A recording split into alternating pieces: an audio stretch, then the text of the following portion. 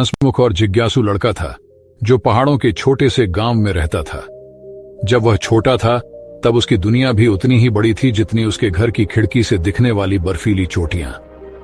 वह अक्सर अपने पिता से पूछता, पापा, क्या मैं भी कभी उन पहाड़ों की चोटी तक पहुंच सकता हूं? उसके पिता मुस्कुराकर उसका माथा चूम लेते और कहते, बिल्कुल, अगर तुम खुद पर भरोसा रखो तो कुछ भी असंभव नहीं। लेकिन जब राहुल 10 साल का था, एक दुर्घटना ने उसकी जिंदगी बदल दी। स्कूल जाते समय एक तेज रफ्तार ट्रक ने उसे टक्कर मार दी। इस हादसे में उसकी रीढ़ की हड्डी इतनी बुरी तरह क्षतिग्रस्त हो गई कि वह फिर कभी अपने पैरों पर खड़ा नहीं हो सका। डॉक्टरों ने कह दिया कि अब वह जीवन भर व्हील चेयर पर निर्भर रहेगा। पहाड़ों पर दौड़ने भागने वाला लड़का अब एक व्हील चेयर तक सीमित हो गया था, लेकिन उसके भीतर की आग बुझी नहीं थी। राहुल की मां हमेशा उसे हिम्मत देती थी, तुम्हारी उड़ान तुम्हारे पैरों पर नहीं बल्कि तुम्हारी हिम्मत और जज्बे पर निर्भर है। धीरे धीरे राहुल ने खुद को संभालना शुरू किया। उसने किताबों में खुद को खो दिया। उसे पर्वतारोहण से जुड़ी कहानियां पढ़ने का बहुत शौक था। एक दिन उसने एडमंड हिलेरी और तेंजिंग नोर्गे की एवरेस्ट विजय की कहानी पढ़ी। उसे महसूस हुआ कि पहाड़ केवल शरीर की ताकत से नहीं बल्कि मानसिक शक्ति से जीते जाते हैं। फिर एक दिन उसने घोषणा की, मैं पहाड़ चढ़ूंगा। गांव वाले हंस पड़े।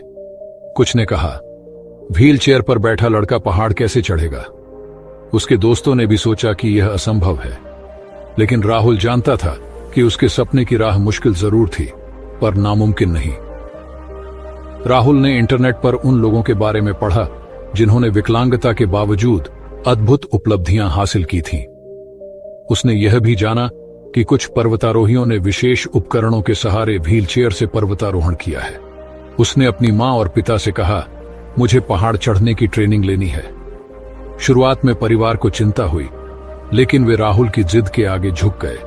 उन्होंने शहर में एक पर्वतारोहण विशेषज्ञ अर्जुन सर से मुलाकात की। जब अर्जुन सर को राहुल की कहानी पता चली तो वे प्रभावित हुए और बोले, तुम्हारा जुनून देखकर लग रहा है कि तुम यह कर सकते हो, लेकिन इसके लिए तुम्हें बहुत मेहनत करनी होगी। राहुल ने ट्रेनिंग शुरू कर दी। उसने अपने हाथों और कंधों की ताकत बढ़ाने के लिए कसरत शुरू की। वह रोज व्हील चेयर में बैठकर रस्सी खींचने, चढ़ाई करने और संतुलन बनाए रखने की प्रैक्टिस करने लगा। कुछ महीनों बाद अर्जुन सर ने कहा, अब तुम एक छोटे पहाड़ पर चढ़ने के लिए तैयार हो। राहुल ने अपने गांव के पास मौजूद एक पहाड़ी को चुना जो लगभग 3000 मीटर ऊंची थी। एवरेस्ट नहीं था, लेकिन उसके लिए यह किसी भी बड़े लक्ष्य से कम नहीं था। उसके पर्वतारोहण दल ने एक विशेष कस्टम डिजाइन व्हील चेयर बनाई जिसमें बड़े पहिए और रस्सियां लगी थीं। कुछ दोस्त और प्रशिक्षक भी उसके साथ थे जो जरूरत पड़ने पर उसकी मदद कर सकते थे। चढ़ाई का दिन आ गया। जैसे ही राहुल ने पहाड़ पर चढ़ना शुरू किया, गांव वाले हैरानी से देख रहे थे। कुछ लोग अब भी शक कर रहे थे, लेकिन राहुल के माता पिता की आंखों में गर्व और विश्वास था। पहली चुनौती ऊबड़ खाबड़ रास्ता था। पत्थर और संकरे रास्ते व्हील चेयर के लिए कठिन थे, लेकिन राहुल ने हाथों की ताकत से रस्सियों का सहारा लिया और धीरे धीरे ऊपर बढ़ने लगा। पहाड़ी का मध्य भाग बेहद कठिन था। वहां की ढलान इतनी खड़ी थी कि व्हील चेयर को ऊपर खींचना आसान नहीं था। कुछ जगहों पर उसके दोस्तों को उसे सहारा देना पड़ा, लेकिन जब सबसे कठिन चढ़ाई आई तो एक जगह उसकी व्हील चेयर फंस गई। हाथों में दर्द हो रहा था, सांसें तेज हो गई थीं। कुछ लोगों ने कहा, शायद अब और आगे बढ़ना मुश्किल होगा, लेकिन राहुल ने हार नहीं मानी। उसने गहरी सांस ली और अपने प्रशिक्षकों से कहा, मुझे बस थोड़ा और समय दो, मैं खुद ऊपर चढ़ूंगा। उसने अपनी पूरी ताकत झोंक दी। हाथों से रस्सी को खींचते हुए धीरे धीरे वह सबसे कठिन चढ़ाई पार कर गया। उसकी आंखों में आंसू थे, लेकिन वे खुशी और गर्व के थे।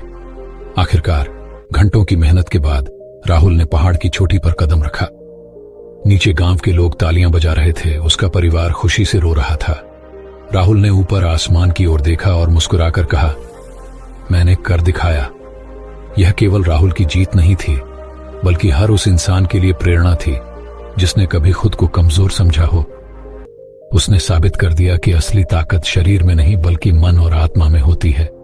अगर ये कहानी आपको पसंद आई है तो इसे लाइक करें, शेयर करें और चैनल को सब्सक्राइब करना ना भूलें। मिलते हैं नई वीडियो में। धन्यवाद।